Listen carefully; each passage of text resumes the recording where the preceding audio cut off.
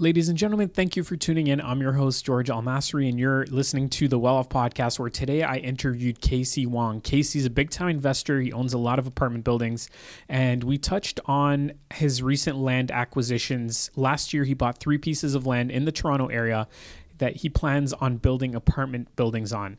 So we touched on that a little bit. We also talked about a recent apartment building that he purchased. I believe it was a 9-unit building, and he plans on splitting it up into condo units. So taking those 9 apartments and making them individual condos and then selling them. So we ran some of the numbers on that, what he expects to make in profit. So I think if you guys are interested in the whole conversion process, this will be a cool one for you. And then finally, we touched on analyzing a $200 million portfolio that he was looking to purchase. Somebody was looking to sell all of his units, everything he owned, all in one shot, didn't want to separate them. So Kasey was looking to see how he can make the numbers work and kind of talked about that. So that's a huge mindset shift for a lot of people. To come up with $200 million is a big deal for most of us. So if you want to kind of understand how a big time investor thinks, this is a great episode for you. And if you do appreciate it, I ask you to leave us a review on the Apple Podcast platform, and also to subscribe and leave a comment on YouTube. That would be greatly appreciated. I appreciate all of your support throughout the last few years that we've been doing this podcast. And if you want to connect with me, if you're interested in looking at opportunities in Welland, St. Catharines, or Hamilton, I've always got something on the go, usually 3 to 5 unit buildings. So I'm happy to share some information with you. You can go to welloff.ca to find my information and connect. Enjoy the episode. Welcome to the Well Off Podcast, where the goal is to motivate, inspire, and share success principles. And here for the second time, Kasey Wong, all the way from Etobicoke, was it? Toronto. young Finch, young Steels. Yeah, cool. Thanks for joining. So a lot of people probably know that you invest in apartment buildings and whatnot. And yep. If you remember last time, we started off by talking about your childhood, where you grew up. Oh, yeah, You were sharing a little bit about that. So I'm not going to ask you to share once again, but tell me a little bit about what you've been up to, how things are going. I know you just had a call with a super, so you're obviously still active, still very much into the business and whatever. So yeah, tell me a little bit about what you've been up to. Yeah, for sure. In the last, probably our original podcast was about a year and a half ago, and I'm still doing what we're doing. Still apartment buildings, still in the Tri-City area, moved out to St. Catharines. We bought another property just recently in Kitchener. So in the last year and a half, actually we bought 3 properties, 3 pieces of land in Toronto. So we're continuing. This is during COVID time. So we're November 26th today? Yeah. November 26th, Black Friday. Yeah. So yeah, definitely. We have not stopped. We're continuing. But you have to be fluid because these prices has gone crazy expensive, right? Yeah. Even during COVID, there is opportunity, but you really have to dig more. So in the last year and a half, I'm still doing. I got a superintendent call. New super didn't get along with the old super, and parking issues. And George heard my call. I'm still sort of involved, high level, saying, "Hey, you guys work it out. I want to see, some type of progress, and let's move forward from this." But I'm still involved in the day-to-day action. There's nothing wrong with taking a few phone calls. For me, I enjoy it. I like working with people. But yeah, that comes with the territory. I'm not going to brush things aside. If there's issues, problems, you have to deal with it. Mm-hmm. Just like any business, just like you're in real estate, you have, client issues or problems with the property, or somebody, the first step or the concrete step is broken. You got to fix it because potential buyers may trip and fall. Things like that. Everything you get pulled into it, sucked into it. Now, I guess what really happened in the last year and a half, 2 years, COVID time, it's everything you have to be fluid. You have to there's opportunity out there. So we've seen a lot of opportunity. Prices has gone skyrocketing high in the secondary market. Definitely some of the Toronto condo market really, softened at that time during COVID. But after COVID, right now, this is 2021 in November, we see the prices, inch back up, right? So it's very dynamic in a way that, you do see a quick little shortfall, but you have to be flexible enough that you can take, you can ride that downturn if you're in that market, and then see opportunity as well. Yeah. So in the last year and a half, we bought 3 pieces of land because we're looking at developing, and these are good opportunities in prominent location in Toronto, like Yonge and Steeles, Kennedy and Steeles, Jane and Tess, and those are 3 Just areas. Vacant land. Yeah. And in Whitby, downtown core Whitby. So those are 4 pieces of land that we're looking to develop, get density up, and potentially build. So you're looking at building apartment buildings. That's right. Okay. And buying it to keep. We're not selling these as condos. Working with the government, getting affordable housing. And it's not the affordable housing that most people think. It's not the, the wealth. Like, I have to say, it's not like OW or ODSP. Yeah. It's going to be assistance for people perhaps with disability. I don't want to get delved too much into it because it's sort of our little strategy that we're trying to deal with. Yeah. Certain groups in the vulnerable community. Yeah. Is that, Okay. are you doing that to like help out, or are Yeah. you doing because there's also, I Yeah. think, incentives from There- the government? For sure, Yeah, both. yeah. You're helping out, Yeah. but there's also an opportunity for business as well. Government can't do it alone, and we, as private business, we can't do it alone either. There has to be some type of synergy, so that meshes well together. So they're providing some grants, some. Actually, no, I don't know specifics right now. But there are some grants and some loans that they will provide with great interest rates and for us as a developer. But it's twofold. They're helping us, and we're helping them. So definitely, it is that synergy for that affordable, quote unquote, affordable housing for vulnerable groups. So that's what we're looking at, these vacant land deals in Toronto. Then let's take a look at Kitchener. So in Kitchener, we just purchased a 29 unit townhouse complex. Okay, so to be very specific, it's like my operating expense will be a lot lower. When I say townhouse, is that it's not one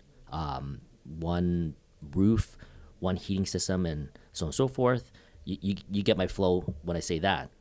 This means that my operating expense, my utility bills, my heating, my gas, my electricity, main ones, will be paid by the tenant, right? That's awesome. So that's great. But what happens is that the price per unit is going to be a lot higher. Right. So we're buying it at $9 million at 29 units, so it's a little over $300,000, right? Mm-hmm. So Is that a newer building? No, it's an older building. An older building. How did they separate all the utilities? It was built that way, Oh, right? okay. So it should have been built 1960s or no, probably 1970s. Okay, so it's not like 100 years old. No, so- no. Yeah. Okay. Yeah. So those are the ones that I'm looking for. 1960s and 70s built apartment buildings, which one roof, one boiler system, and everything in between. But this one in particular, the price points go up whenever you're separating it into townhouse. It's because your operating expense will be a lot lower. You should be operating at probably about 20 to 25% of operating expense Compared to- of the revenue. Yeah. What would that be compared to if you had to cover the utility or some of the utilities? It could go up to like 40. It should be about 40 to 45%. Right. Okay, if Okay, you're so- at the 40%, then you're good, Yeah. right? Yeah. So this one will be about 20 to 25%. We got to take a look at it and see how every building is going to be different. Every building is unique. Yeah. So let's say $9 million operating expense will be a lot lower, but our exit strategy is that we're going to condominiumize it and then sell it out after 5 years. Cool. And right now, the KWC area, the townhouse complex, is probably selling, condo townhouse is probably selling in the low 400s. And times 29. Times So 29. So what would that be? The total that you'd be selling for? I'm not even sure right now. I don't really do the math until we're Okay. good at the cusp of selling it. Yeah.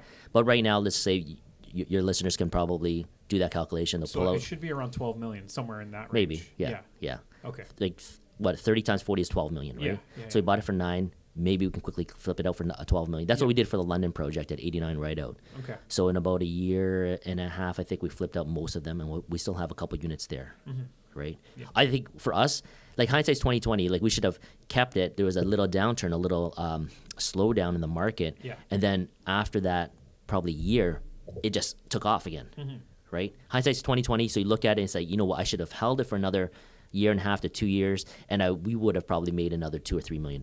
Yeah. Right. But it's okay. We made good money for that.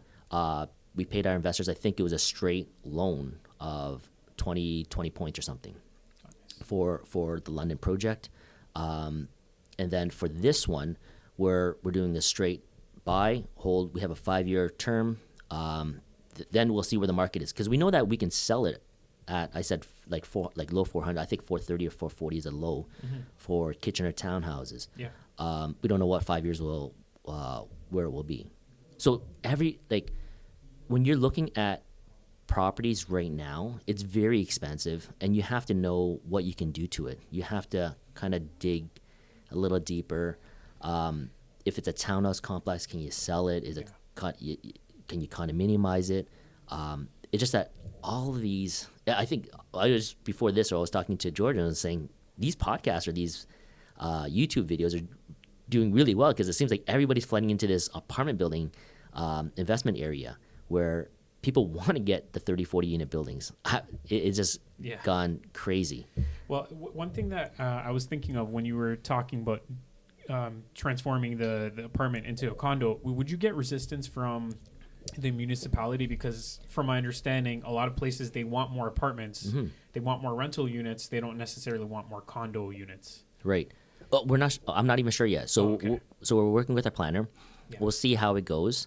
We are the first buyers will be our tenants. So we're going to help them buy it. Right. And to be honest with you, I think we're bypassing the real estate agent too, right? So the commissions on that. But it makes sense, right? I can give them a better deal. The tenant buyers, work with them directly, with a mortgage broker, with the bank. So that's definitely a possibility, right? So one interesting thing about that, I'm not sure if you're familiar with this type of stuff, but I remember there was one building in Mississauga that was an apartment building that was converted into condos, and a few of the tenants there had the right to stay as tenants for as long as they wanted. Regardless if the new purchaser was going to move in, if a family member was going to move in, they couldn't get out. It was written in the condo board documents. So have you come across anything like that, or is it too early right now? It's too early right now. I've heard that as well from another another corporation. For us, it's not a real big deal. It just pulls back into our current portfolio. Well, the funny thing is that those units at the time, this was 2 years ago, the units where you had to assume the tenant because a few people were trying to sell, those units were going for $220,000 in Mississauga. And the ones where they were vacant, they were selling for $550,000. Wow. It was a ridiculous amount. So I was looking at one of the units, and I remember we offered the tenant $30,000 to get out, and we just couldn't do it because the owner, the owner at the time, wasn't willing to pay them to leave, and we couldn't pay them until we became owners, and it was too risky to take over that unit with a tenant he might hold us hostage and say, no, you know what, I want $100,000 now. What are you gonna do? Right. Yeah. In that case, you just perhaps walk away, right, and let the current owner keep it, right? Exactly, that's what we did. Yeah. So you don't have to get into that. There's other opportunities out there. Even for that investor, he's probably holding it. He can probably just hold it for another 10, 20 years, right? Yeah. So there's nothing wrong with that either, right? Just it's not the best utilization of his money, but he's still holding an asset that's still quote unquote producing income, right? Probably not to the highest and best use of that income or that capital, but also it's building up capital. It's building up equity as well, right? So there's always, we find there's always opportunity, but it seems like every opportunity, people think that they can't do it or it's too expensive, and they sort of give up, right? It's kind of weird. Is that way back in the 1970s, right? My parents moved over to Malvern, but when they purchased that house, it was a government lottery system. I think I told on the previous podcast. That's what people do. People move outwards, right? Or find new opportunity. There's always we had to move. We have to shift to vacant land in Toronto to develop. Or we're looking at this opportunity, the 29 townhouse complex in Kitchener. So there's always opportunity, but it doesn't look like it's an opportunity at the time, right? There's a lot of work, there's a lot of costs. It's $9 million for 29 units. So it just seems like everything is so expensive at the time. And I'm sure a lot of people would look at that and say, "You're crazy. Why would you pay that much for that?" You know, like that. I'm sure that happens all the time. And then you just have this idea in your head, and you figure out, this is what I could do. Yeah. I believe that this will work, and I just got to go for it. And that's right. Other people will pass up on it. So, good point. It just brought this into my head. Is that just last week Friday, I was touring this portfolio of 1,106 units, so 1,106 units, and this is KWC, Stratford, and Woodstock. Okay. So this family, it's just Dubrick. So this is this family that's held it since the 1960s and 70s. That's a lot of units though for one family to own that. That's good. Yeah. But it was over time. So it was since the 1960s and 70s. So I was looking at this portfolio, and the agent was, driving me around. Well, we started at, I believe it was like 8:30 and 9 o'clock. So I had to be in Woodstock. I live in Toronto, so it took about an hour and a half to drive there. Quickly got there, and it was nonstop. 69 units, 69 buildings. Excuse me, not even units. 69 buildings. So it was get in the car, start the car, like building there, like. You're taking pictures. I'm taking some pictures. Common area, boiler rooms, and so on and so forth. I'm looking at everything. Yeah. Of course, there's other due diligence. This is just the first initial showing. So it was nonstop, essentially from 9 till about 5, right? And then just looking at these properties. And I was thinking to myself, is like, definitely the small players won't get into this because it was $20 million. Or sorry, $200 million. Yeah. George. Yeah. $200 million, right? So they're asking, actually wasn't 200, it was just shy of 200, it was like $194 million. And they just want to sell everything together? They don't want to separate? No, that's right. They don't. Yeah. So my wife and I, we've seen some opportunities. We were talking to like a person that has deep pockets. Yeah. And this gentleman we met him after. It was just this, I think it was this week. Was it this week? I'm losing my mind. It was just like this week, and we met him. So he has about $500 million. So 500 million. He owns golf, like a golf club in Milton. He owns land in Milton. So he's honestly, you wouldn't even know this guy is that wealthy. Yeah, yeah. He dressed so normal. Yeah. He speaks. Like he lives in a barn basically. Yeah. In Milton. The nicest gentleman. Very average, right? Not flashy. Doesn't have like flashy, when you kids call bling or whatever. Yeah. Like he doesn't have any of that. Yeah, yeah. So walks around, offer, go to his golf club, sit down. We have a discussion, right? And he just mentions like $200 million, right? And then we're saying that we can offload at least, I think it was 20% of the portfolio right away. Right, so 20%. Probably the smaller ones, right? Properties that you wouldn't necessarily want to hold on to. Yeah. So these smaller properties was like a 12 unit building.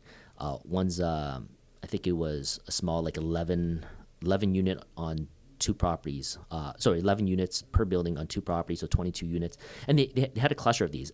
Like all these small little buildings were about 20. I think it was maybe 20 of these buildings. So you can quickly offload these, right? And we're thinking that we can close small ones first, so don't close the entire thing. Yeah. Sell these ones, and then also use that cash because there's about a $5 to about $7 million of quick potential profit that we can quickly get to pull it into the next project or the following like portfolio. Keep buying slowly, buy part of the portfolio. Yeah, but bottom line is it's a good strategy, right? So you never know who you like. These older gentlemen, they have good strategy, right? Yeah. I wouldn't have thought about that. So it's funny is that you don't know who you're going to talk to. You don't know what strategy they'll come up with, right? He's an older gentleman, probably in definitely late 60s. Yep. And holding about half a billion dollars, $500 million. Just cash. No, in land. Oh, in land and land and cash as well. So, like when people mention like the agent want to ask is like we don't have that. We don't have $80 million to well, 60. We probably need about 60 to 80 million dollars for this project, right? And the agent looked You at mean it. like to put down? Yes, Yeah. as well as operating costs and Yes. so on and so forth, Yeah. right? So you needed about 60 to 80, and they looked at us. Our overall portfolio wasn't even, but ours is decent, Yeah. but not to that extent, Sure. right? So we basically, hey, we kind of floated this name out, and then the agent goes, oh, okay, so you're kind of in. He didn't want to show us these properties, Yeah. right? Because He doesn't want to waste his time with somebody Exactly. who's not even qualified. Yeah. Yeah. So he didn't want to waste his time. That's bottom line. So after we sort of floated his name, they're like, okay, come and view these properties. Yeah. But we just found out, I think it was last night, Thursday, that we didn't get it. Okay, somebody else bought it. Somebody else bought it. But George, imagine this, like they put down $20 million deposit, Yeah. 1 month of Due diligence. due diligence, Yeah. and that was That's it. No not conditions. much. Sorry, not even due diligence. Closing in 1 month. Wow. No due diligence. No conditions. That's crazy. So if you think about it, let's talk about what I just saw is a $200 million portfolio, 1,106 units. Okay, spread across 69 properties. One player, okay, which is not a player, it's probably a REIT, comes in at $20 million deposit, Yeah. no conditions, and close in 1 month. That's pretty insane. Right. So right Yeah, now, unless they're getting an amazing cap rate. I don't know what the cap the rate cap is. rate was so low; it was like a 3% cap. But Really? when I looked at these properties, these fit like dead on in what my niche is. Right. Yeah. Like exactly what I like. These are actually 2 to even 4-story walk-ups. Right. I don't usually like 4-story walk-ups. Is like, damn, how do you get that couch up 4 stories? Right. Yeah. So just imagine probably 2 to 4 unit walk-ups, no elevators. Some of them have pitched roof, flat roofs, and balconies, and that's it, right? It's so simple. Everything was dated. So common areas was dated, boilers was dated. So you have, each boiler would be about $30,000. Balconies will be about $12,000 to $15,000, and that's your capital expenditure. Then your painting and terrazzo floors. You keep those floors. You don't change any of the guardrails and the stairwells because those are grandfathered because they don't meet height restrictions. Yeah. Just paint, Just right? paint, yeah. Right. Clean it up. And then you'd have to, just in case, because those boilers are going to die anytime because those Yeah. are like 30, 40 years old. But they're pushing it. Well maintained. All these buildings are well maintained. They can probably go for another. Seriously, those boilers might go for another 5 or even 10 years. Yeah. Right, if you just maintain them. So looking at these projects, people are actually buying these at, you can run the numbers, run the per unit or the cap rate, but the cap rate when we were running it was a low 3, I think. It was like a 3.2. Like that's the actual value, or that's what That's they're it. asking for? That's the actual. Oh, okay. So we're Yeah. looking at the NOI, and the price, their actual is it's like 3.2. Let's say Cap rate, yeah. your capitalization rate was a low 3. Let's say low 3, and I can't believe that people are buying low 3s. I want to buy it. Yeah. It's crazy. The potential when you're doing your pro forma, you're gonna space it out in a 5-year time frame, and then you're going to calculate what the market rent was. So I called my administrator, like we were looking at because we're analyzing this. What's the potential rent? KWC, Woodstock, because I just don't know Woodstock and Stratford. So I was like, what is this, right? It's definitely a lot lower, but the potential is still there, right? You can still drive the rents. Some of these rents were about $800, $900, and $1,000, right? So you can drive it up to about, seriously, the market rent for 1 bedroom is like $1,400, $1,450. Like, In Stratford? no, not in Stratford. Okay, In KWC, in Stratford is going to be about Okay. $150 to $200 less. Yeah. Okay. Right, so about, let's say $200 less. Yeah, that makes sense. And then your 2 bedrooms are probably $1,600, right? And then your 3 bedrooms, it pretty much spikes up to about probably about $1,850 to That's so $1,900. crazy. That's right? so crazy to think. Yeah. And your 3 bedrooms are hard to find. Yeah. So if you take a look at your mix, there's definitely potential there, right?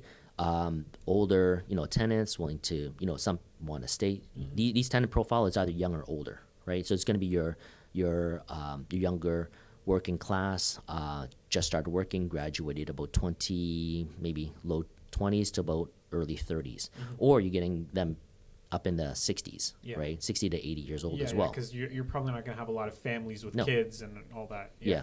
So there's always potential for turnover. Even when we, in our portfolio of the 65 units or the 36 or the 40, we always see a good, to be honest with you, about 15 to 20% turnover. Yeah. Right? So that per year. No, for the first year. So this is the art of it. So first year could be about 20%. We sort of throw this number, my wife and I go 20% on the first year, and maybe 15%, and then 10 over the 5 years. Yeah. And is that like with you doing certain things to create that turnover? It's just like natural turnover. Owner, people want to leave. Oh, whatever. yeah. The first year, it's always, you always get the bad apples leave. Yeah. You give them the N4s, the L1s. Yeah. And then people don't like it. It's like, oh, I don't like this landlord. Yeah. They're giving me this N4, but you haven't paid, right? Yeah. I know, right? It's like you haven't paid, but I still, these are the government forms. There's this, and it's kind of, in their face. The form actually says in bold, you can't be evicted because this is non-payment of rent, right? And they get all scared, and then they get angry at us for sending this form. I know. Please get angry at the provincial government, because that's what they tell us to use. Yeah. So some of these tenants, just natural turnover, a good probably 20%.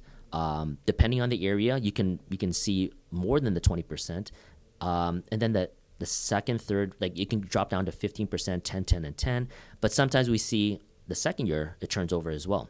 But then when you see the third, fourth, and fifth year, sometimes it's actually the original turnover. So people are just staying 1 or even 2 years. Yeah. So that doesn't, especially if they're younger. Yeah. Usually, like they're not going to stay long. That's right. Typically the older people that stay long term. That's right. Usually, So exactly, George. Yeah. So the third and fourth and like fifth year, you'll see that the natural turnover, you already got the bad apples, or and you got that lift in that rent. Yeah. Then you see just some of the newer ones that you renovated turn over, and you'll occasionally get the older tenants move out.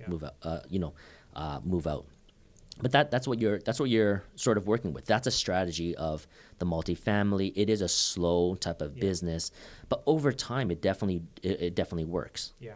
Right.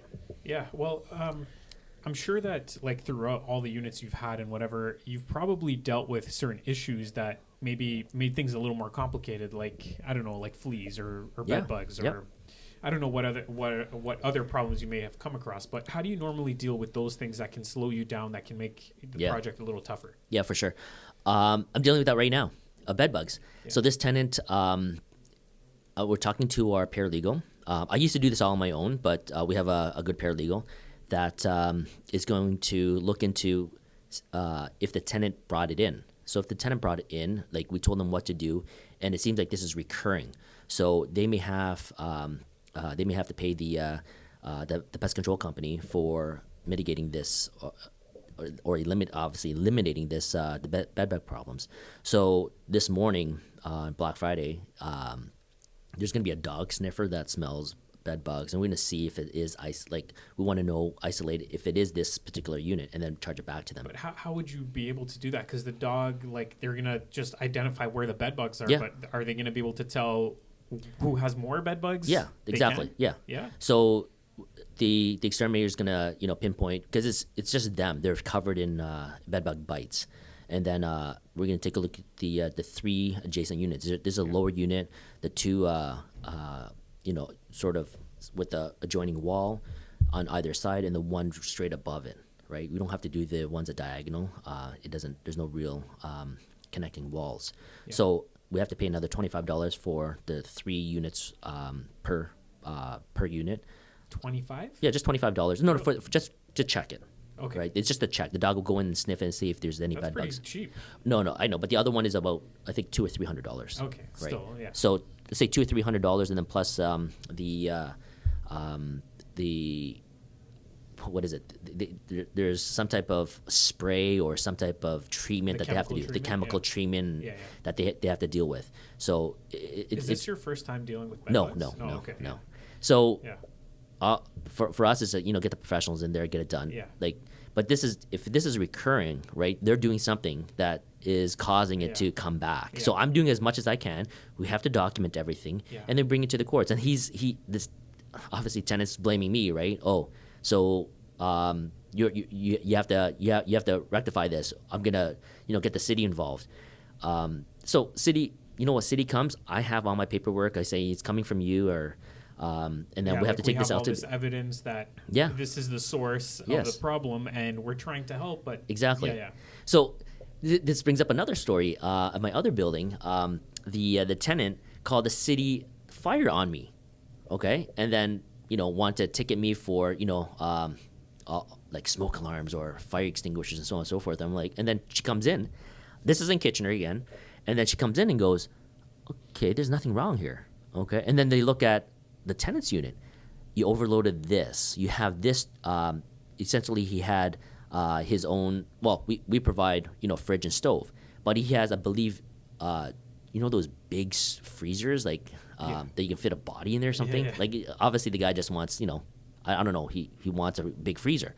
And then he overloaded that circuit, and then the fire inspector goes, "No, you're overloading it. This has to be gone. This can't be here." So he want to get me fined, but they fined him. They actually put a fine on him. So I think it was like in 2 or 3 days he had to get this all resolved.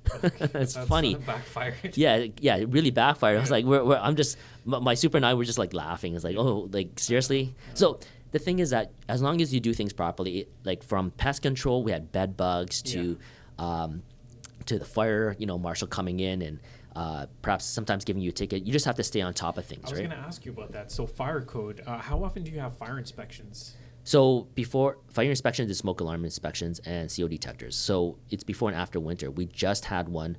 So you have it twice a year. Yeah. But do you have like a company come out and do the fire inspection, or you just have the super do it? Super do. Okay. Super will do it. Okay. So, but they have to document it properly. A couple of my supers, didn't document it, so now we have to redo it, right? Yeah. So document as in they did it.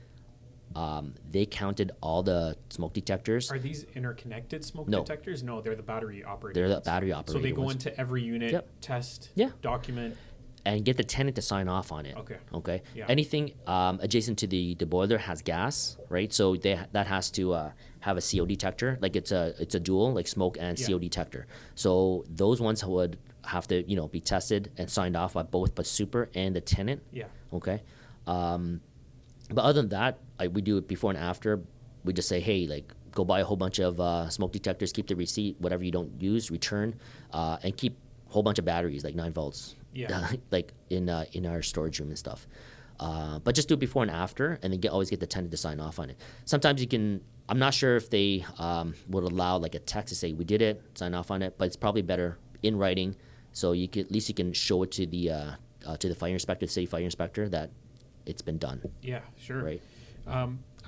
So somebody I recently spoke to, they were talking about geothermal heating for their buildings. Mm-hmm. Have you looked into that? Mm-hmm. Have you done it at any of your buildings? We looked at it way back.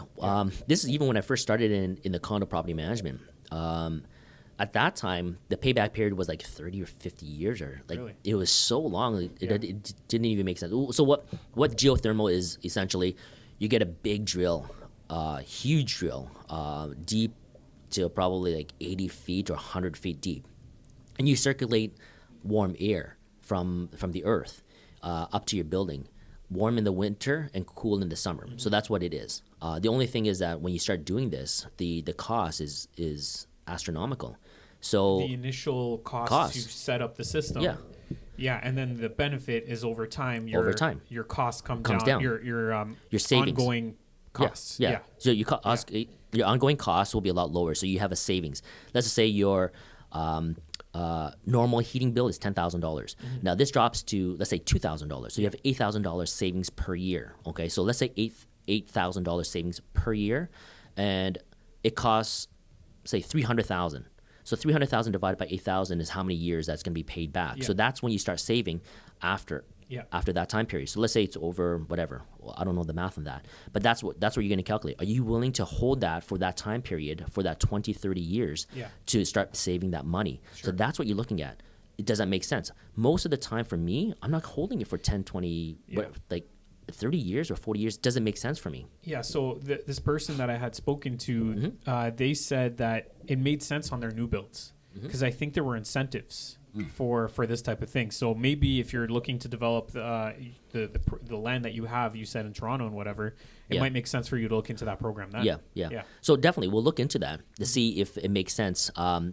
Basically how much it's going to cost, and then your ongoing operating costs. So if it looks good in a way that you're dropping your operating expense down to, let's say, if your new build building can operate around 20%, if you can drop it down to like 15, 10%, amazing. And if the government gives you an incentive to set that up. Oh, for sure. Yeah, definitely. So that it always goes back to your numbers. Does it make sense? Your cash outlay is, let's say, 300,000, 400,000. How much savings am I going to get per year? And then just divide that out. Then you get your duration, your time of payback. So if that makes sense, are you going to hold it for that long? Of course, right? Everything's a numbers game. So if it makes sense, do it. If it doesn't, don't do it, right? Sure.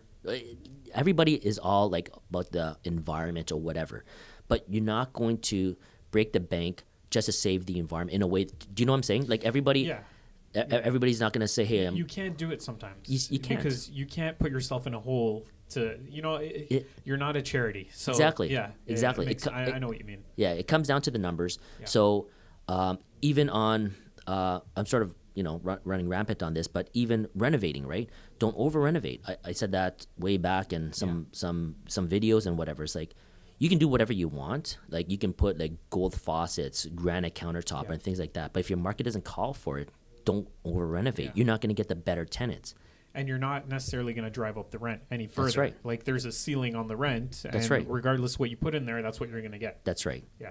Right. So everything goes back to your numbers, goes back to the market. So you have to, do your research. If people are putting gold faucets and granite countertops, then you have to do it. Yeah. Right. If everybody's doing it, you have to do it. Unfortunately, that's the game of that business. If you're restaurant, if you're McDonald's and everybody puts pickles in their burgers or something, you got to put pickles, and everybody likes pickles, right? Or something. So as simple as that. Yeah, makes sense. Yeah, we covered a lot of stuff. Is there anything you feel like we missed, or that you feel like you want to share? Anything you want to communicate before we move on? No. Honestly, I kind of talk a lot, but how long has it been like this? Has it been like a good 30, 40 minutes? Or? Yeah, I think it's been like 40 minutes. Wow. I've been chatting. Yeah, something like that. Do you have any questions? Did you have any? I think we covered a lot of the stuff that I was wondering. Like, I know you do a lot of, you're always working on something new. I don't think so. I love that you're like continuing to grow, to expand. Are you selling off any of your projects at this time? Anything maybe smaller, or anything that you're not too interested in holding? No, we're not selling. We're actually moving everything into a REIT. Yeah. So we're moving into a private REIT, and sort of growing it from there. Growing the investor base from more from the accredited investors to the regular investors. So you're setting up a REIT that you're going to be managing. Yes. Basically. Yes. Okay. So again, I'm operational. My wife will do that, and we have a good lawyer that's dealing with the REIT. Yeah. Cool. But overall, it's like I guess I'm not into that social media and all that. So a lot of people, they want to follow and see what we're doing. That's what we're doing. I'm not sure what else. Like I know people are on Facebook, to Instagram, to YouTube, to even podcasts. Yeah. But for all these beginners or people getting into it, definitely this is a great way of advertising, getting your name out. We should definitely do more of this. You mean being a guest on podcasts? Oh yeah, being a guest or doing anything. It's like. Yeah. That's part of the sort of the new type of business, a new era, the new marketing, right? Is getting known. We still do grassroots of. I still connect with these older investors, right? Some of these are like these people that I meet or met. I met just recently. We had dinner with Jamie Schwartz, right? Jamie Schwartz's father started CAPREIT, and. Our two sons are in the same class, and they go to UCC. And then we said, hey, it's like very low key people. He works for one of the banks, but these are the people that we meet, right? People that have the 500 million, or Jamie Schwartz, who has connections, right? Yeah. And they're not on podcasts or whatever. They're not really out there. So you have to kind of shake the hand and start talking. And very honestly, you wouldn't know that some people are, doing very well for themselves. And it's like, hey, let's have dinner. Let's talk about business, right? And then connections, right? So CAPREIT has about, I think they, probably lower now in terms of units. I think they're probably about 60 or 70,000 units. Yeah. Starlight is in Toronto, or the sort of Canadian sort of arena. Starlight's definitely Daniel Drimmer's probably number one now. He's been buying like crazy. But these are the people that we sort of meet. And what I'm trying to go at this is that you don't know who you will meet, but you have to be there, right? It could be your kids' parents in a family function. We've met people through our lawyers, through our real estate agents, to our bankers, and we say, hey, do you know anybody that would be interested in this? Or do you know anybody who's maybe accredited? And that's sort of how it expands, right? I know people have that barrier of looking for capital, but that's how you have to grow your sort of network, right? People won't. So a lot of these people, don't even have Instagram or rarely on Facebook or don't even have a Facebook page, right? That older gentleman who's in Milton, I'm sure he doesn't have that, but he probably does, I think, and somebody else, probably his grandkids or his children, that is doing it, or he has somebody else that's doing it for him, right? So you have to sort of be there, start talking, because you never know. It's like your bankers, we open up a lot of doors, right? We said, hey, it's like, hey, Tony, do you have somebody that's interested, right? And boom, 5 doors just open, right? And from those 5 doors, those people that you've talked to, another one person has another 5 doors, right? So you can see quickly multiply. It snowballs. Yeah, it snowballs and multiplies. But you're looking at the deals, and you're looking for capital and networking as well. Sure. Yeah. So. Yeah, you're committed to it. You're doing everything you can to make to make progress, and it's working out for you really well. So good job. Keep growing, and I hope that you will get those whatever amount of units you're aiming for. Yeah. Yeah. For me, there's no specific aim. I don't have a goal for units wise. I know my wife, she looks at it and wants to grow this portfolio. I'm kind of laid back in a way that, I do what I do, making sure that, the business is running properly. But to the listeners out there, do what you're good at, right? Things that you're not good at, outsource it, right? Yeah. Be out there. People will follow you or whatever. Like, there's certainly a good coaching business, because people ask me to coach. There's like, honestly, I'm not sure if I mentioned that in the other podcast, there's like 30 or 40 people that ask me to coach them, and people are offering like $30,000-$40,000. Oh, I'm sure. Yeah. I don't know how much that coaching side of the business is, but if you just do the numbers, you have 30 or 40 people at 30 or 40,000, right? It's almost like the commission for an agent, right? Yeah. I'm not sure what that if somebody's going to be buying whatever. That's cool though. They're paying for your skill, and they're kind of showing you what they think you're worth. So it's interesting, but I'm sure like your focus is somewhere else. Yeah, our focus is somewhere else. But that's a potential 900 if you multiply it out. 30 times 30 is 900,000 to let's say 40 times 40 is 1.6 million. Yeah. Right? So that, hey guys, if you want to do coaching, there's definitely But you have to have the skill, You've spent how many years working on this and improving and learning all these things. So definitely that's what people are paying for. Yeah. So there's a coaching business out there. Go and do it, guys. Run with it. Get the experience.